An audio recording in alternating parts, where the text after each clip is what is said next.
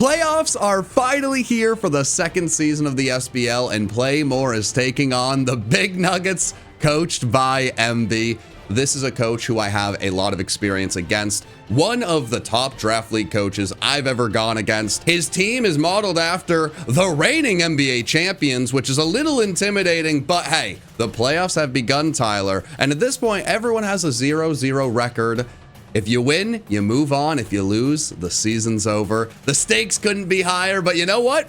Playmore's used to that at this point. You know, they might be the Big Nuggets, John, but we've got a big ice horse who we are excited to see on this squad. We've got the top picks, a lot of pressure on them in this battle. We're basically just bringing out the big guns for this one because, like you said, it's the playoffs.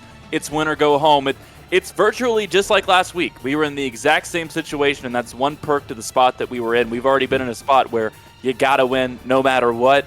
We're taking a bit more of an aggressive approach, it seems like, this battle, but this is what it's all about. Everything is built towards this. And if you want to hear more about that aggressive approach, the team builder is linked down below. It's already been uploaded on the channel. But I don't want to wait any longer, Tyler. Let's get straight into this battle.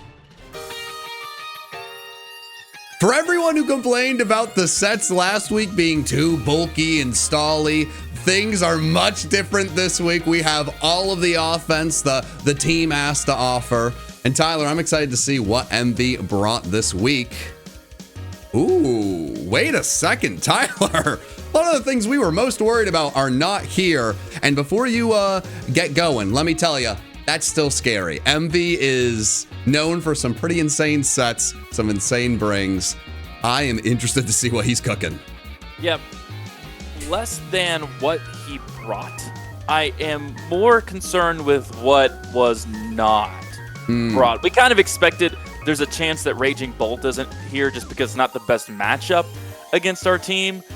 Pheasantipity not here. There's no Weavile, which is by far MV's best speed threat. So if nothing else, the speed factor heavily in our favor. But like you said, it's kind of scary then on the other side to just have to sit back and ask, what is being cooked up in that kitchen? I don't know what's being cooked up, but man, our coach looks fantastic in that Playmore merch. I need to thank the sponsor of this team, of this season, Playmore, play-more.store. They've stuck with us through thick and thin. Look at this little guy. There's only so many of these plushies left. Go get one while you can. If you want to look as great as the coach, it'll be tough to do, but if you can get that shirt, maybe you can pull it off. Hopefully they stick with us for next season, Tyler, but right now, it all comes down to this battle and the shiny Toad Scroll to go against the shiny Metagross. Now, we do have Ice Punch, and we do have Focus Sash, so that's that. Nice. Okay. This is a big thing that Ben talked about. We got the Sash lead in case there's the Sash over there. Toxic Spikes that we can't get rid of, but that's something that Ben was expecting, and now we exist in a sad town, USA, Tyler. That was, part of what we were told is this is probably going to happen. But with the set that we need to bring against this team, realistically, that's the one thing that we just kind of have to accept and let happen. It absolutely is. The Mew coming in at this point is a little bit worrying. Mew can do practically anything, and I don't like the fact that it's shiny, right? Everything on the other side being shiny, I don't know if that's something MV always does or that's special for us. It's standing out to me. I'm taking note of it. I don't love it. And I'm really hopeful that the Stealth Rocks here does not come back to bite us, and I don't think it will, because Ben actually put in his notes, this right here is fine. Yeah, he said most notably that he expected this to probably be a Will-O-Wisp set, and if that's the case, we're decently okay with it. This is another time where, if you're using Metagross in a playthrough, you're probably using it to absolutely mash through everything. Metagross is one of the ones that I found most interesting of how much its role is different in draft versus what I would use it for if I was trying to dominate a Pokemon game, because more often than not, it's here with a specific role. In this case, get up your Stealth Rocks. It's really here to dominate and get a lot of kills. It's just not what it's done for us this season. No, it's a jack of all trades, master of none, and at this point, we got Stealth Rocks up. Toad Scroll is dead on switch-in. We know what item it has. It doesn't have the booties, just like Zoro over here.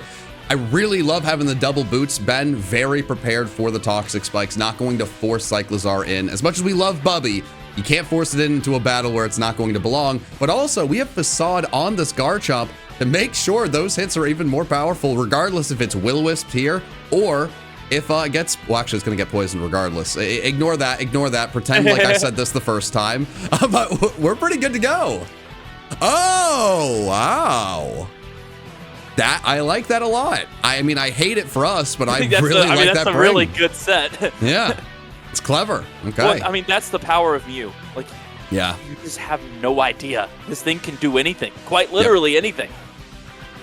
Now we do outspeed, so we can get a really big hit off, and there's no fairy on the other side. Now they do have Empoleon, of course, which, you know, Empoleon is a Pokemon that's always scary in the hands of a coach like Envy. It's just such a great utility Pokemon. You can switch it in. But this Outrage is going to obliterate the Mew. Oh, man, you love to see that. The Ice Beam, not my favorite thing in the world, but would that Hex? Ben didn't seem concerned by it. No, we do not want Hex Mew sitting around. And I think Will-O-Wisp Hex Mew can sit there and cause a lot of problems. We see Flygon on the other side. Just pencil that in as Steel Terra Flygon to get the Steel Levitate, prevent Garchomp from doing what we want it to do. But I really, really think getting that damage on Mew could be absolutely huge, because at this point, Tyler, I mean, 2 of Envy's Pokemon are basically dead. That's pretty fantastic. We got the rocks up as well. I don't think there's any removal on the other side. If there is, then it almost forces your hand to get it in there and get rid of the rocks. It's Toedscool, so it's dead on switching. Yeah, so you've got your 2 Pokemon are dead. That's where we're at. Yep. And you have to make those strategic sacrifices early in the game. You know? Oh! Okay. Okay. If Envy did not switch. Okay. That's our guy. That's our guy. I really like the play of, you know, the switch is going to happen, but boy, that was a scary one. I'm glad it worked out. It is scary. Now, otherwise, that's a dead Metagross. Well, it's not the dead Metagross. It's allowing Mew to heal up, which would have really worried me, unless I'm completely incorrect. Yeah, I'm worried about the Hex on the Metagross. You're worried about the healing. Like, there were 2 really bad scenarios there. Yeah. Thankfully, the good one happened. Does Mew not have recovery anymore? Maybe it doesn't. It's so hard to know what moves stick around generation to generation. But hey, Envy lost his sack right away, and in a spot where he didn't need to lose his sack because of the play Ben made, which is really fantastic. You know, Metagross in is not really super exciting for us, but we are fine losing Metagross. Now, if Envy brings in like Annihilate, I wouldn't be the happiest guy in the world, as Metagross isn't going to do a lot there, but that could be a pretty immediate switch into the Chestnut. And there is the Annihilate. Okay. I don't like the evil Envy name there. That is intimidating. It's daunting, but we have 2 Pokemon ready to switch in. Zora with the Encore, and wait, Bartholomew? Wait, I don't know what's going on with Chestnut there. I'm worried I'm mispronouncing things, so I'm gonna just hand the Bubby over to you, sir. Well, we know how to pronounce Zoro, and we've been presented with what from the jump was one of the biggest threats. Not just how strong Annihilate is, period, because of the fact that they gave it a pretty broken move in Rage Fist, but the bulk upset. And now we're staring it right in the face. But we've got a key threat out there in Zoro that you know Envy has to be terrified to see Annihilate on the field against. And that's why Ben here is having to really contemplate, do I bank on a switch? Do I make the really dicey move? Do I go for the Encore, have it stuck in bulk up? That probably the safe play there. Yeah, I was doing a lot as you were talking. That is exactly what I wanted to see Ben go for. There's no reason to make a prediction here and do all these crazy things. Encore allows you just to get a free attack off. And now if you want to make that fun prediction, hey, go for it, big guy. There's no reason not to do it. We have Envy on the back foot. And if this is Empoleon, I mean, we are just cooking? We're still cooking possibly here. We're still cooking a little bit. Yeah, I mean, I'm not upset with what's being cooked. But as we thought, this was going to be very, very, very defensive Giraffe. Now, Tyler, I do have a question. Do giraffes make the same noises as horses? I don't know, John. Would you like to exhibit to us what you believe a giraffe sound would be? Well, if a horse is neigh, I mean, this would be a no. Are you accounting for how long it takes the noise to travel up its neck? That's why the noise got messed up. Oh, I thought there might be like I didn't know if that was the effect that you would have happening on. I didn't know if it would get louder, if it would just get distorted. These are important conversations to have. They are important. You know, we knew we had to switch there, right? Like, we had to talk about something bigger than the game. Now we bring it back here. Is this technically horse versus horse? Oh, no? Ooh. I think we have the better horse in this situation. Let's be quite clear. We definitely have the more horse-like horse. This is true. This is very true. Granted, it's made out of ice. It has spikes. Hey, no, it's the best horse. Yeah, no, it's the better horse. And this is, I had to check the stats. This is max HP, max special defense, or well, 152 HP, max special defense, Glastrier. So we will be able to take that future sight. We're not worried about that future sights.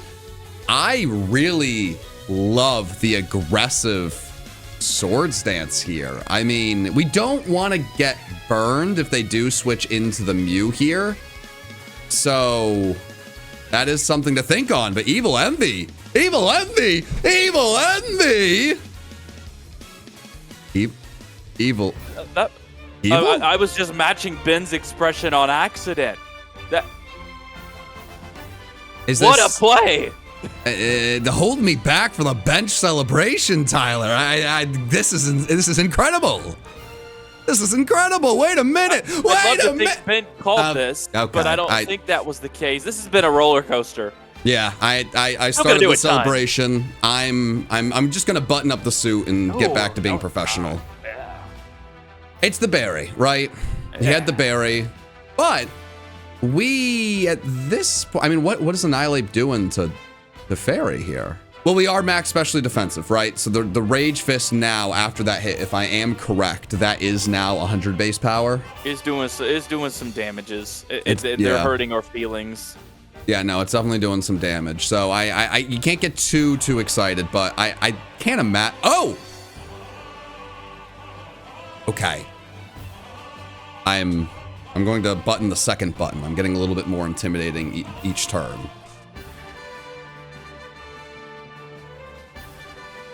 Yep. Okay. It's exactly what I thought would happen. Yeah. Future sight. Okay. Okay. This is scary.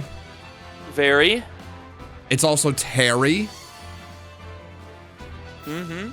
Yeah. And this thing has Drain Punch. So I feel like you kind of have to stay in and Parablast, Sword Stance. Okay. Or I feel like you Terra Blast or Roar here. What's Coach cooking? Okay, yeah, but we can't let it get its health back up. Right. If you go for the switch, it gives that free Drain Punch. I don't know if he's expecting on the other side the aggressive play of the Rage Fist. No matter what, anything is going to hurt a lot right now. Yeah. I do like this as a middle ground, though. I really do. If nothing else, we have the Rocky Helmet. Like, it gives you something. Mm-hmm. I'm still really nervous with everything we're seeing here. That's not going to heal it up. Okay. That's pretty fantastic. And with that Rocky Helmet, we lose the Annihilate. Okay. Woo! A little late. There's the arrow. There's the arrow. Okay. All right, there we go. You know what they say, John? You know what they say? Never give up. Yeah, that was scary. It was intimidating. Ben still made a fantastic play there, and all around, I think he played around that Annihilate incredibly. I mean, it was wonderful. Envy's gonna have to win with Flygon at this point. It feels like. Yeah. And that's not out of the realm of possibility. I mean, Empoleon, I'm pretty sure gets agility. I think I've seen weakness policy, agility, Empoleon work before. Maybe I've brought that. I mean, there are still things left. Hex Mew doesn't make me happy, but more and more, I'm seeing our path to victory. And actually, Tyler, why do we not bring in Crocodile and go for knockoff here? I don't know. Okay, well, bringing Zoro does make sense because, hey, we still have the Terra. You know, Zoro threatens everything. Either works, right? Yeah. I mean, neither is a bad play at this point. And this is, there's no case where knockoff is a bad thing. Kind of an embarrassment of offensive riches. You know, it's the opposite of last week. You know, the comments were ablaze with stall, and now it's like, well, hey, we're sacrificing offensive members. We didn't even need Garchomp. We got 3 more things to take over, and doesn't even know what he should bring in. And at this point, this is a maybe not guaranteed KO, right? Because MV can switch. But if he switches, isn't this thing done to Stealth Rocks? I mean, this is just a fantastic spot to be in. The other thing, I think Ben is starting to piece everything together in his mind, knowing that this is going to come down to how he gets rid of the Flygon. Yeah. And so I think every play at this point comes down to, let's try and preserve what I know can take out Flygon, or what I know is going to be integral to doing that. And that's a tough thing to try and coach around because you've got, obviously, the thing in front of you that you need to do. But there's always in the back of your mind, to win this battle, we are going to have to get rid of Flygon. Okay. Now, this makes it a lot more difficult for Envy. He's not going to be able to switch in Empoleon. Bringing in Farafigariv, that thing. Yeah. I'm sorry. That'll be difficult. And I mean, Flygon can't Terra up into Steel if that is what we're expecting it to be, which I don't see a world where it isn't that. So it's going to come down to the damage calcs that Ben is clearly running at this point, but this was just a wonderful spot to put himself in. And I mean, with Flygon, if you went for the knockoff, he brings in Flygon. Flygon, you know, Terra's up, is able to get like a Dragon Dance off, maybe a little bit of a reverse sweep situation, but we do need to be wary. Actually, no, this thing could be Terra ground. I think it all comes down to this Pokemon, but I think you have to kind of just stay in and go for I think you stay in close combat. I think you have to. I think that's the move. You made these plays for this situation. You have to see it through. I did not expect it to be grounds. I mean, our entire game plan was around it being Steel. This changes a lot. Not our entire game plan. A lot of the coverage. Yeah. Now, that means... So it's Choice Scarf. Okay, Choice Scarf. I did tell you it was the U-turn Choice Scarf machine. Mm-hmm. I did tell you that before the bet. It's been the Choice Scarf U-turn machine for so long. It's disgusting. Yes. It is a little worrying now that we did lose Chestnut and this thing is still hanging about. And we now are in a really scary spot. Now, we changed a lot of our team to make sure that we were ready for ground Pokemon because we had a big ground weakness. It would be very upsetting to now lose to that said ground weakness still with everything that we figured out. It is. That Terra changes everything. And with the Flygon being the switch there, we kind of had an idea of, we might have gotten duped here. It's a frightening thing, especially when, like we said, Chestnut's gone, but the other side of it is ground is such a great type. Because unless you've got something that can dodge it, you're going to get hit for significant damage. It's one of the best offensive types out there. This is pretty frightening with no super effective offense, but we threatened it enough there to force the switch. Yeah, I mean, when it comes to Flygon, right? Like, you're always expecting that Choice Scarf is the first that you think about. For it to be Choice Scarf and it's like not Terra Steel, and we just know it's just the normal set. It's what you expect from Flygon. If you can't deal with Choice Scarf Flygon, we weren't going to win this battle regardless. Right. You know, we had to use Chestnut to get rid of Annihilate. We did that in a pretty fantastic way. Obviously, that does set up Envy to win with another Pokemon, which is scary, but there had to be a way around that Flygon this entire time. I will say that Ground Terra is pretty fantastic, just as our team does not have a lot of things to super effectively hit that, just in general. That's not something that our team normally is bringing. You know, there's so much fairy coverage, and, you know, we had things for the Steel. We're eating that like it's nothing, which is fantastic. But at this point, it's very clear that MV is really whittling down this team to hopefully clean up with that Flygon. And I'm hopeful that our coach is cooking what he needs to bring us where we need to go. Well, we said it earlier. No matter what happened, everything in this battle came down to Ben's ability to get rid of the Flygon. Yep. Now, it looks a little different from what we thought it would be, but nothing has changed in that respect. It is still just, can you get rid of the Flygon? Now, I will say, Tyler, I'm not saying I'm blaming you for this battle, win or lose, but Tyler, something you've said to me many times after the recording ends is, man, I thought more people in Draft League would bring Choice Scarf. Why don't we see more Choice Scarf? I don't even think this kills. Nah! That felt bad. That seems not good. I actually do not know how much that affects things. The biggest thing is if we have to go into Zoro, take damage, close combat lowers the defenses, and then Flygon's able to get a kill because of that. That's a really, really, really huge deal.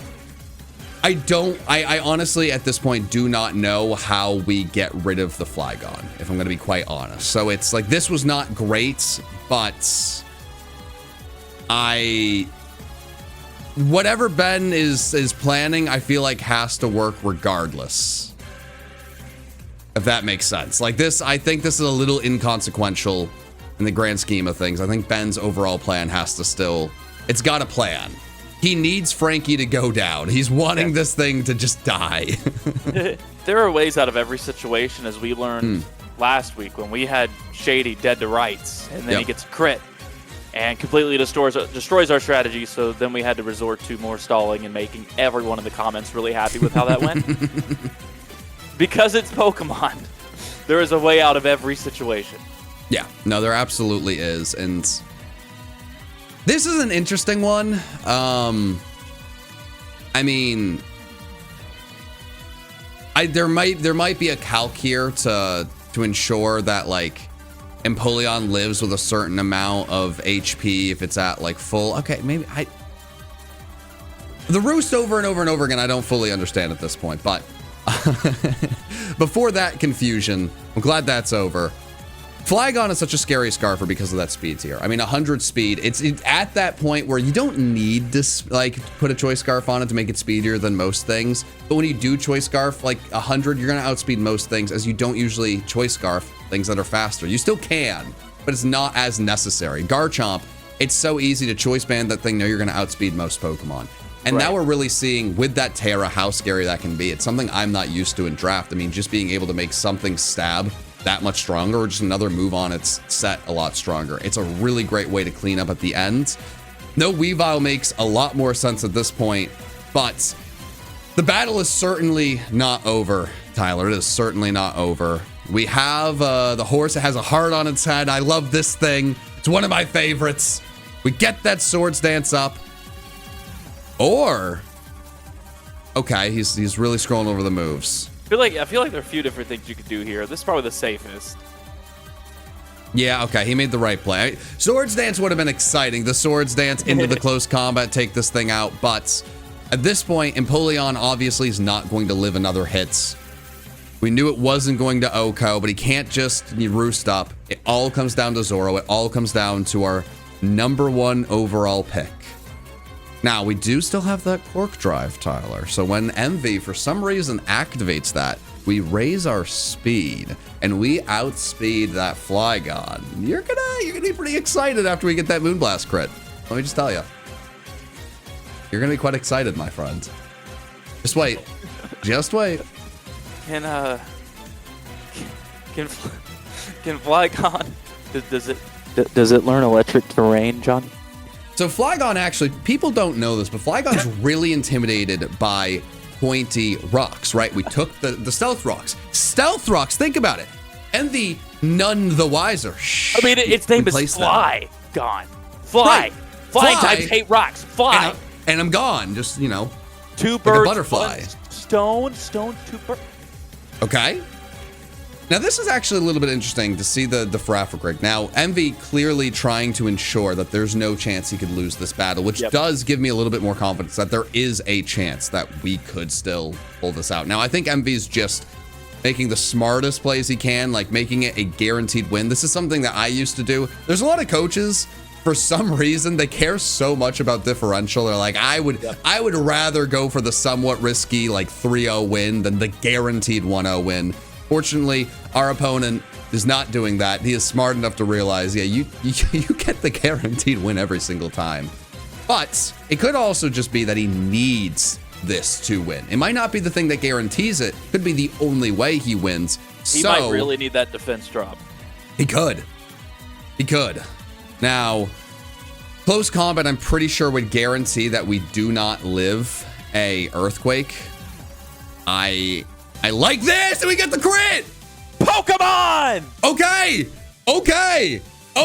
Our season has just been one bad thing after another happening to us, and when we needed it most, it came back around. Did Envy deserve that? Not really. We had 8 other coaches that really made us sad, but we certainly deserved it. Now, I do not think we can kill with a Moonblast. We don't have priority, but there is a chance. I think we can live in Earthquake, Tyler. I think we can.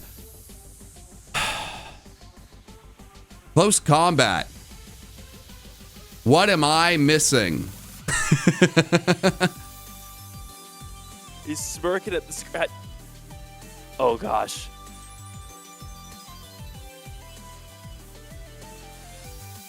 Okay. So close. So freaking close.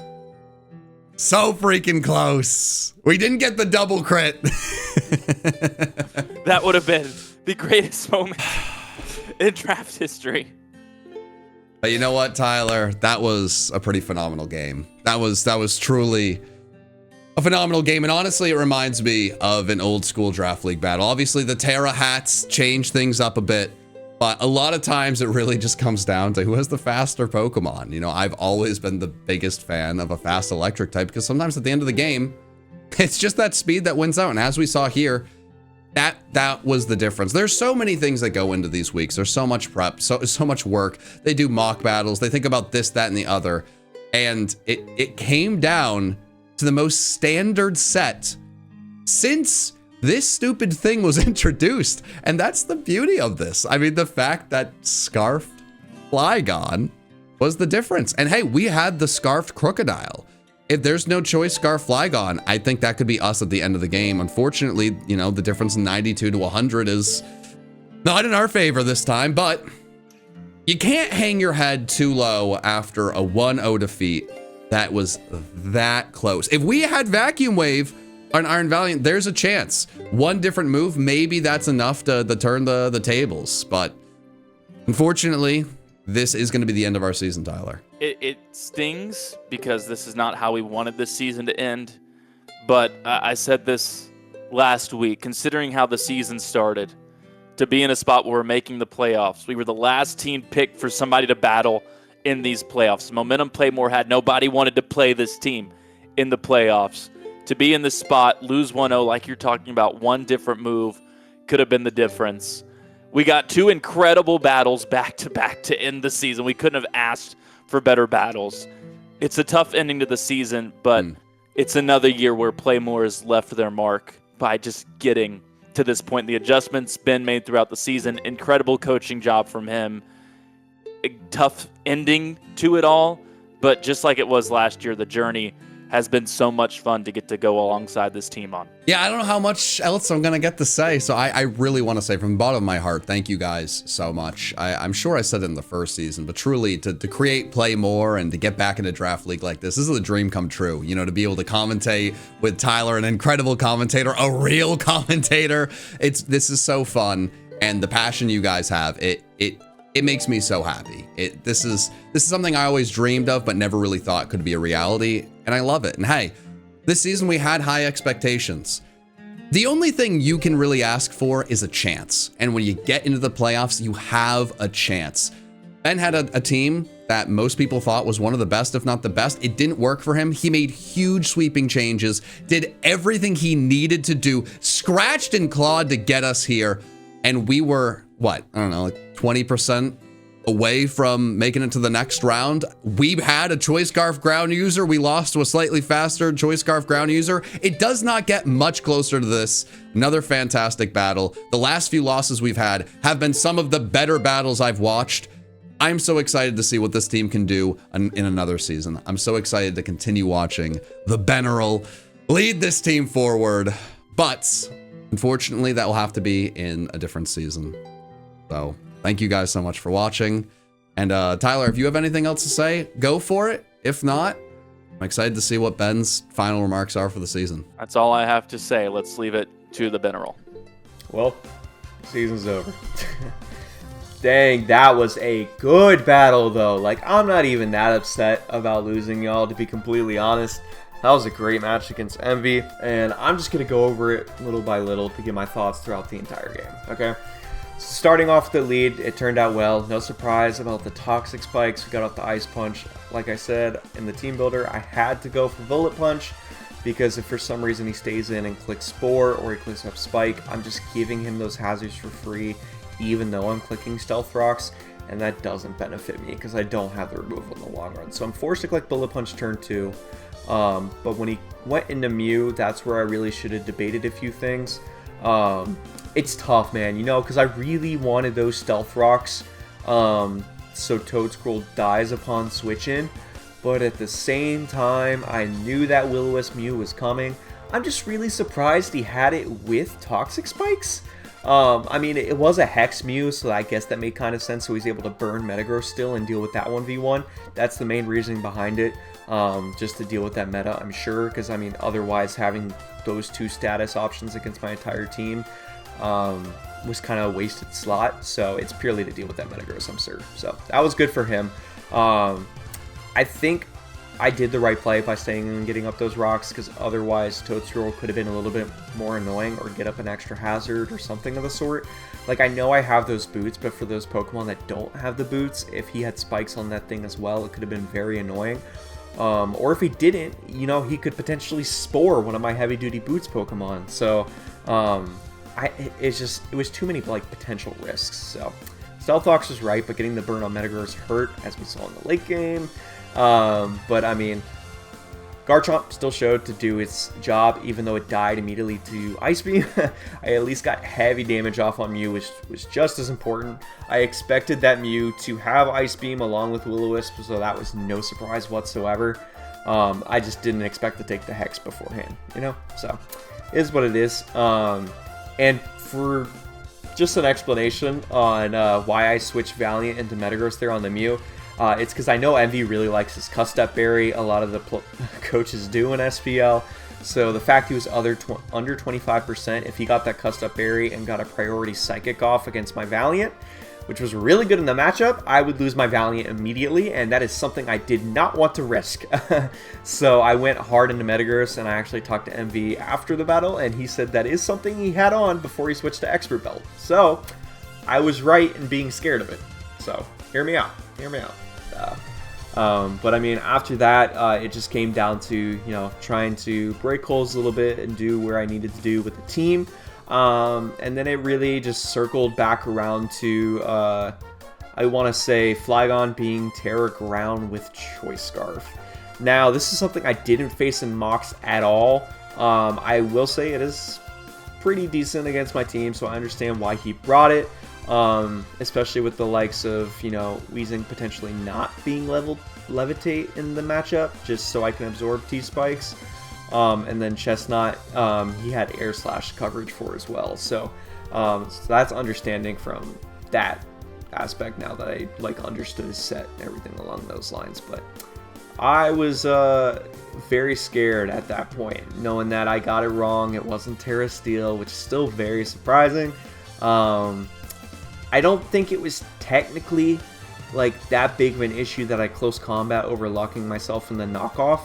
because otherwise he still just would have went into Polion. He would have taken the knockoff, and I would have died to Surf because he was like Modest. He wasn't like invested Modest, but I'm pretty sure Crocodile still would have died, especially after another round of poison or two.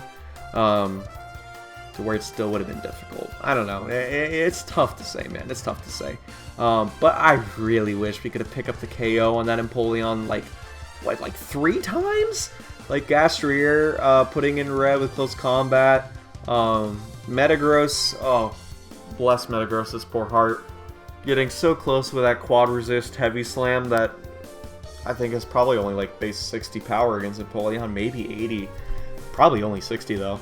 And burn and everything like that. I'm pretty sure the roll was 5 to 6%. I wouldn't have been surprised if he was outside of that. I highly doubt it was an actual damage roll. Just because that's so small to begin with. So it just really sucks there, man. I know I could have went into Valiant and try and called his Roost, but I think my actual play before that, you could have seen my debate on it a little bit.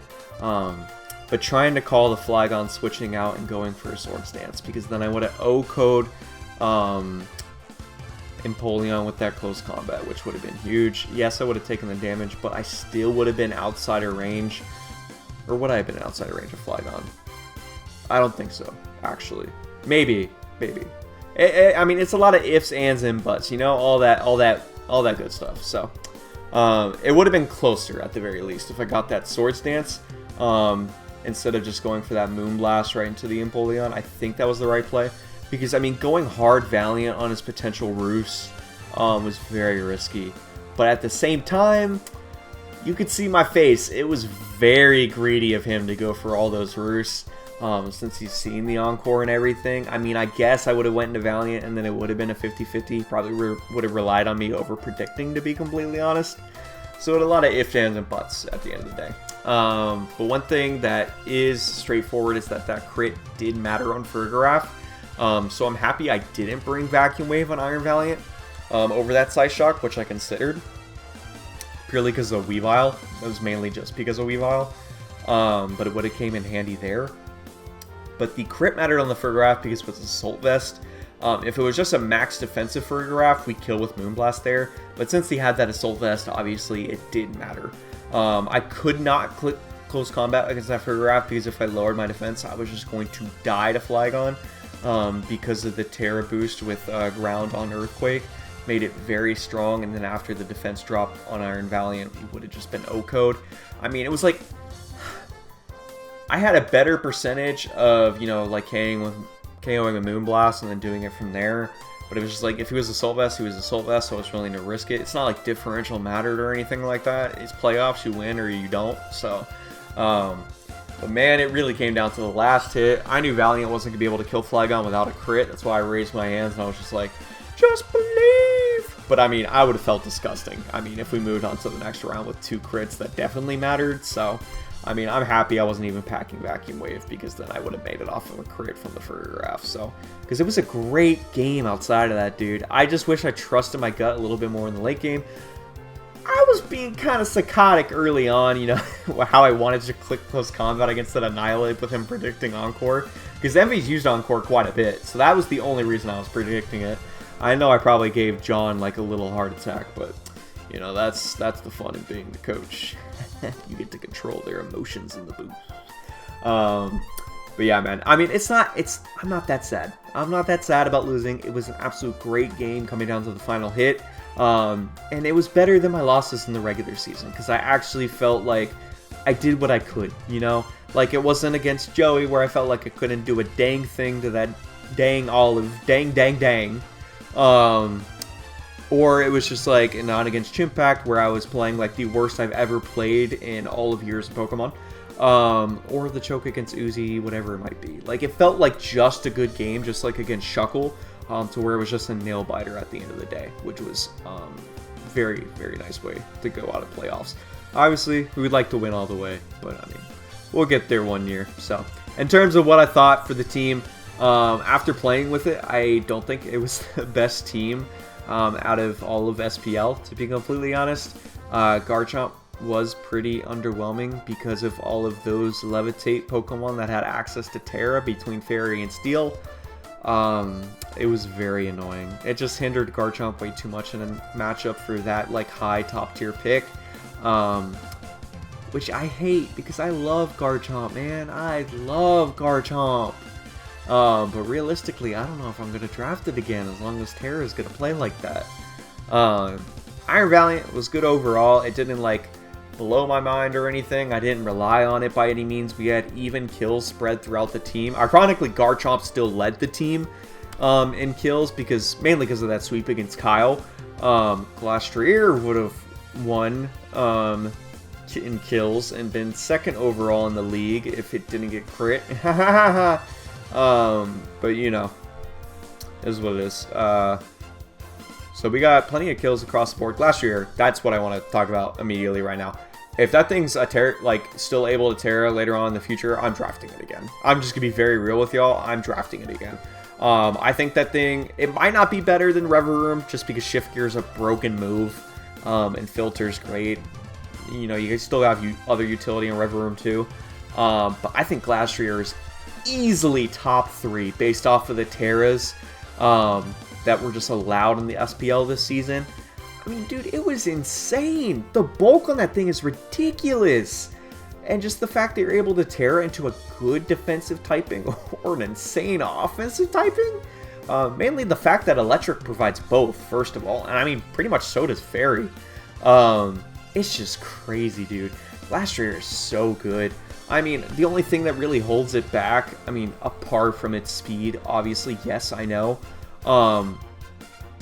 is that I wish the Ice-type moves were better, because Icicle Crash, obviously, we've missed a few in the season, and then Avalanche, it doesn't get that boost unless you actually click a damaging move, because, I mean, even if you do damage versus Pain Split, as we saw, it doesn't double the damage. It has to be an actual damaging move, which is annoying. So that people can play around that. But, I mean, outside of that, Glastier's sick! I love it! Something that would actually be very cool, and I encourage one of you to try this, is if you have Glastrier available for Terra, draft Galar Slowking with that thing, bro! Because then you have Trick Room and Chilly Reception in the Glastrier. Hello? I want to do that so badly, dude. If I could do that, that'd be absolutely sick. Metagross is something, I don't know if I'm going to be able to draft another Steel type in this generation, bro. Metagross is so good. Like, I don't even think I used it to its full potential this season, but, like, its utility is insane. Heavy Slam is busted on that thing. So good. The priority Bullet Punch is obviously amazing. Knockoff is huge. Psychic Fink is nice. Stealth Rock is great. And it still has a whole bunch of stuff I didn't even get to use this season, like the agility setup sets, which are amazing. It could be Light Screen and Reflect, dual screens with Light Play is what I meant to just say out of the gate, but you know, just such a good Pokemon, so bulky too. Max HP, max attack every week, like, I mean, it becomes predictable, but at the same time, it's like, it's a very good one-for-one Pokemon. Like, it does its job. And Clear Body is such a great ability for all those Intimidate users that everyone tries and gets on their team. So, as well as the cheesy, like, you know, Sticky Webs teams that you might face. But, Hisuian Electrode didn't get a single kill this season. I hate that, honestly. I think it's more so because of Glastrier that happened, but at the same time, when I brought Offensive Electrode, it did the damage. It's just my opponents never let me get the kill, which sucked. Yeah, I definitely could have used more of a pivoting set, but at the end of the day, Glastrier had better Terras in most matchups. So, I think I realistically shouldn't have gone Electrode with Glastrier, and maybe Electrode's something I should have dropped at one point. I just, I guess I didn't want to handle the truth, you know, so. Vaporeon, absolute MVP. Vaporeon was very clutch, especially versus Shady, of course. Dude brought a team that couldn't kill it, which is huge. And let me survive that game to even get in the playoffs. So, Vaporeon was great. In terms of the other Pokemon, I'm sad I couldn't bring Chandelure. I put it on the first version of 2 of my teams in the remaining weeks, but it just didn't make the final cut when it came to, like, you know, the teams going into the week, just because so for Chandelure, I think you need to have a team that has really good momentum, because Chandelure obviously just can't hard switch in. Like, it's not going to take a hit that well. It has a lot of weaknesses. And then also, if you're not going to be heavy duty boots, which realistically you don't want to bring, you want to be a choice specs breaker or a choice scarf, you know, potential cleanup duty. I think that those are always best for Chandelure at the end of the day. You can bring some acid armor or calm mind sets, but realistically, I think it's specs and click a button. So you'll be taking those stealth rocks, and then you really can't take a hit after that. So that's where momentum's very nice for that. And I didn't have a lot of momentum on this team, unfortunately, which I think is one of the bigger weaknesses that was kind of like, you know, not really as noticed, because it's just I have to play more aggressive at the end of the day. I'm not just able to shut brain off, click U-turn, as a lot of draft players do. So that's one thing. But I wish I could have brought Chandelure still, but Chestnut did okay during this week that I brought it. I wish I could have used it a little bit more. But Weezing was great. I really liked Weezing. Weezing did a good job. Used it before, clutched up multiple times, so I really appreciate Weezing there. I don't think I'm missing any other team members. If I am, it's pretty awkward for them. Oh, Crocodile and Cyclo. Oh my god, I forgot Bubby. So Crocodile, I love Crocodile. Crocodile, I mean, is probably in maybe my top 15, probably top 20 favorite Pokemon like of all time. I just love it so much. It's such a good Pokemon.